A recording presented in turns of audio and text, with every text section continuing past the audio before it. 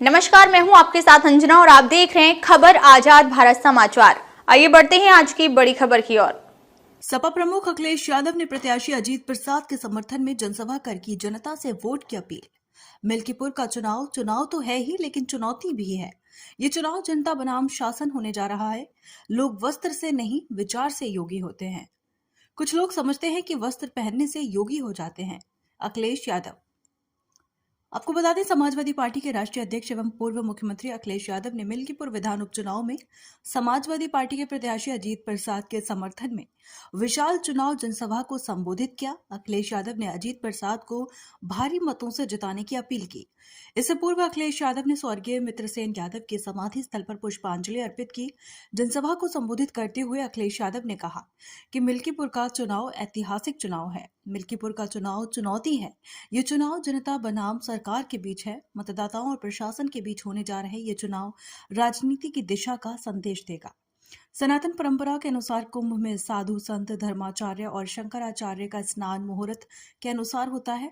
मुख्यमंत्री ने सभी को गुमराह करके सनातन परंपरा को तोड़ने का काम किया, घटना को छिपाने का काम किया, साधु संतों से झूठ बोला। जनसभा को प्रदेश अध्यक्ष श्यामलाल पाल, सांसद श्री आर के चौधरी, पूर्व मंत्री आनंद सेन, पवन पांडे, विधायक चित्रभुवन दत्त, संग्राम यादव, गौरव रावत, जिलाध्यक्ष पारसनाथ यादव, फिरोज खान, गब्बर खां, अंकुर सेन ने संबोधित किया। वहीं जनसभा का संचालन पूर्व विधायक अब्बास अली रुशिदी मियां ने किया। इस अवसर पर प्रदेश महासचिव जयशंकर पांडे, पूर्व मंत्री अरविंद सिंह गोप, शमहेंद्र यादव, डॉक्टर राजपाल कश्यप, राम आश्रय विश्वकर्मा, मिठाई लाल भारती, श्री धर्मेंद्र सोलंकी, लक्ष्मण यादव, शकील नदवी, रामकरण निर्मल, अरविंद गिरी, संजय सवेता, विद्यार्थी आदि भी मौजूद रहे। ये जो महाकुंभ के प्रचार को न जाने किस ऊंचाई तक ले जाना चाहते थे, जो घटनाएं वहां हुई हैं महाकुंभ में, हम और आप लोग कल्पना नहीं कर सकते हैं। हम लोग कल्पना नहीं कर सकते हैं। जिस दिन से स्नान होना शुरू हुआ है, सरकार लगातार गिनती बता रही है। कभी कहती है कि इतने करोड़ लोगों ने स्नान कर लिया है, कभी आंकड़े देती है कि इतने करोड़, 30 करोड़ से ज्यादा लोग स्नान कर चुके हैं। जब हम और आप लोग लौट करके जाएंगे तो आपको, हम लोगों को नए आंकड़े मिलेंगे कि इतने करोड़ लोगों ने स्नान कर लिया है।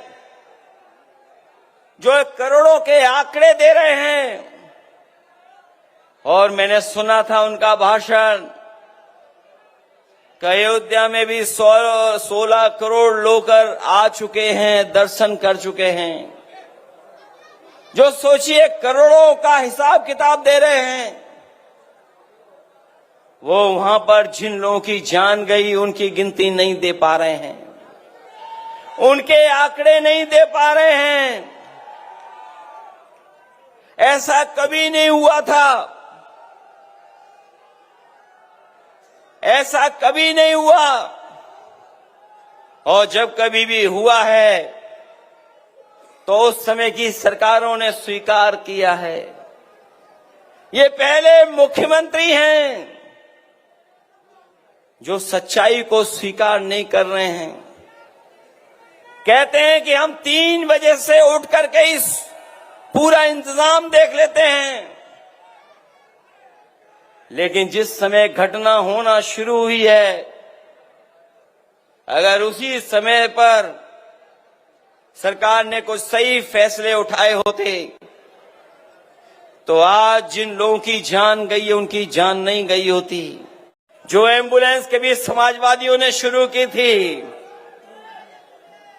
जो एम्बुलेंस समाजवादियों ने शुरू की थी, वही व्यवस्था काम आई महाकुंभ में, वही व्यवस्था काम आई। लेकिन हमारे मुख्यमंत्री इतने जानकार हैं कि बताओ, एम्बुलेंस व्यवस्था ही खराब कर दी।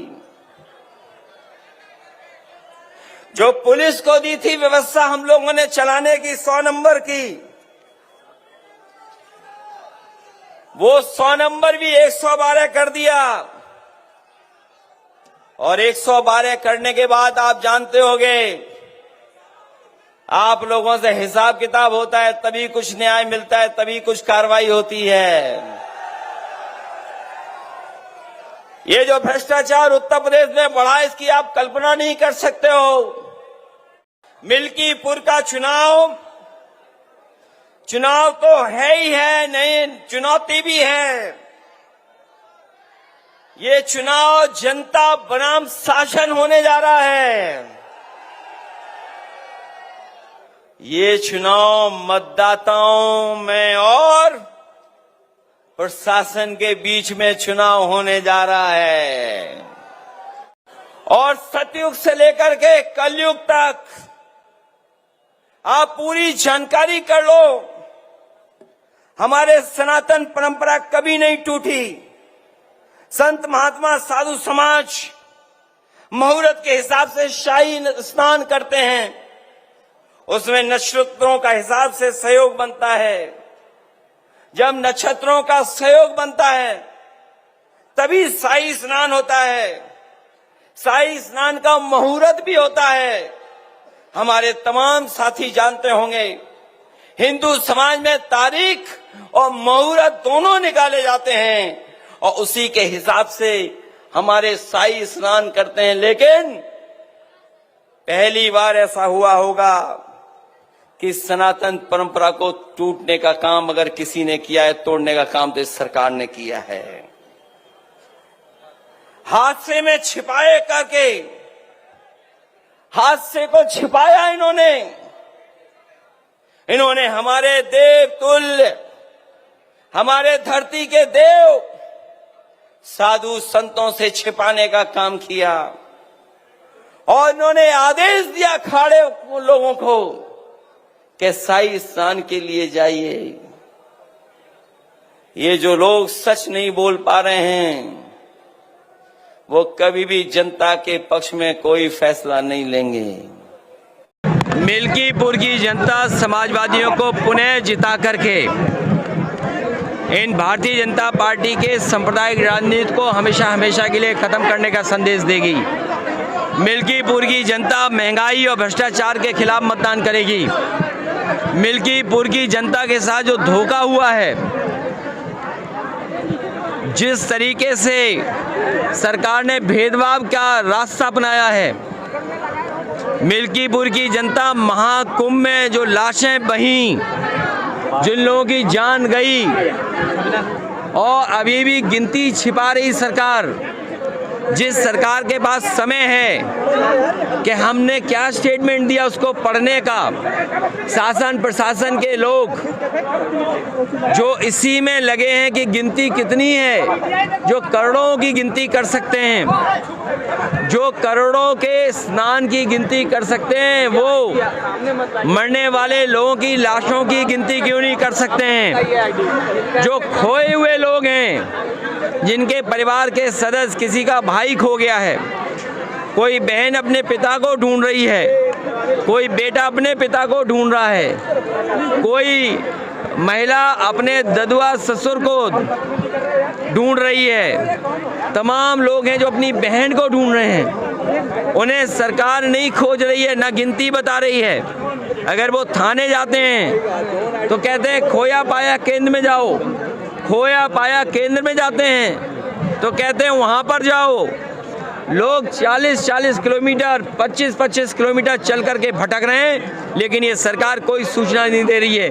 जो डिजिटल इंडिया की बातें करते हैं, वो कितने लोग खोए हैं उसकी डिजिट नहीं बता पा रहे हैं, कितने लोग खोए हैं उसकी डिजिट नहीं बता पा रहे हैं। करोड़ों की गिनती कर ले रहे हैं, लेकिन मरने वाली लाश कितनी उसकी गिनती नहीं बता रहे हैं सही। जो सत्य को छिपाते हैं वो योगी नहीं हो सकते हैं।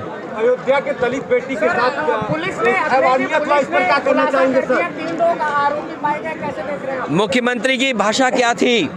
अगर यही पुलिस ने जिस समय उसकी मां गई थाने में, उसके परिवार के लोग थाने में गए, अगर उसी समय पुलिस ने कार्रवाई की होती तो शायद वो बहन हमारे आपके बीच में जिंदा होती। उसके कपड़ों से हमें लाश नहीं ढूंढनी मिलती।